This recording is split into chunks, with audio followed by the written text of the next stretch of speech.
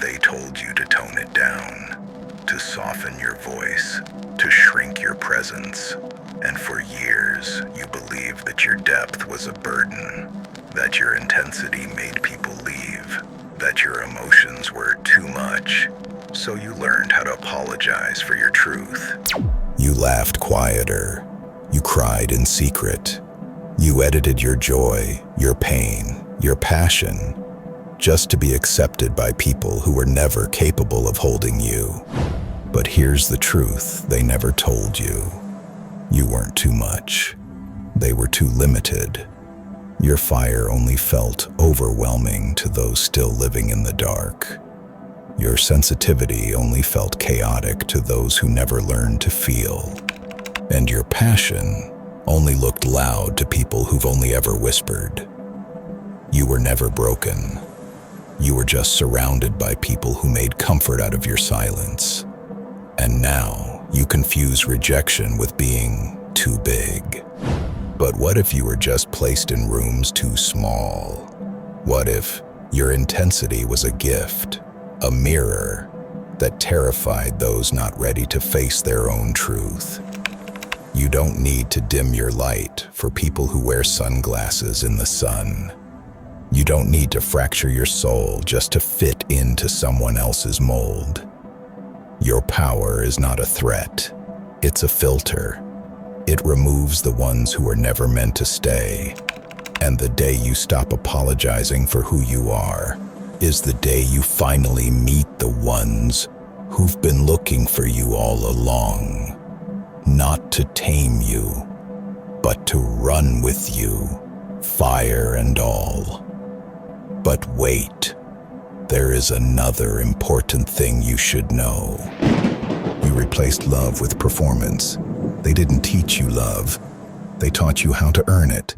Smile right, do more, stay small. And if you're good enough, quiet enough, useful enough, maybe, they'll stay. So you became excellent. You achieved. You impressed. You helped. Not because it filled you, but because somewhere, deep down, you believed love was a reward, not a right. Every look at you became your oxygen. Every, I'm proud of you, a substitute for, I love you. And slowly, you stopped asking, do they love me? And started asking, what else do I need to do?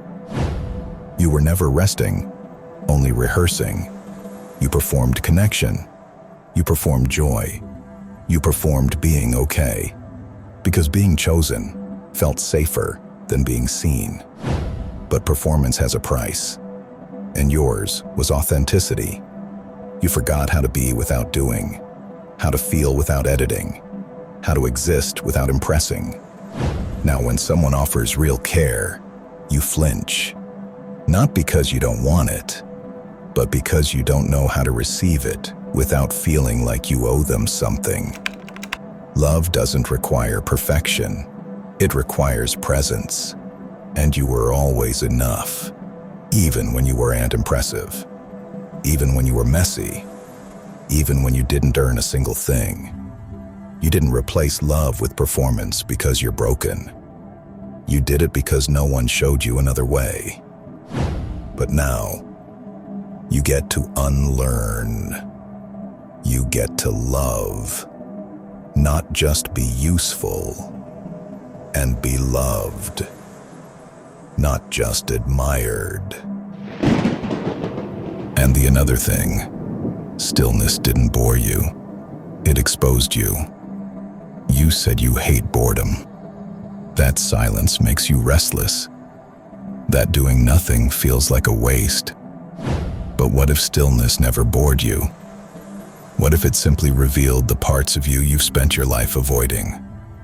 Because in the quiet, there's no applause, no distractions, no one to impress, no crisis to solve.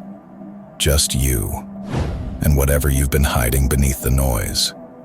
You don't run from stillness because it's empty. You run because it's honest. It doesn't flatter you. It doesn't keep you busy enough to forget. It just sits there, waiting for you to hear your own voice. And maybe that voice is scared. Maybe it's grieving.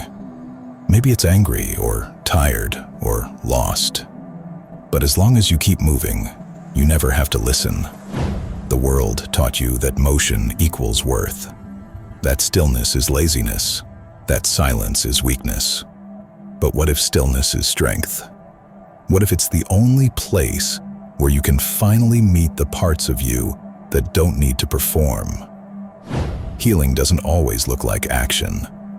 Sometimes it looks like sitting in a room alone and not reaching for the phone, not numbing, not achieving, just breathing. Stillness doesn't mean you're stuck. It means you're staying.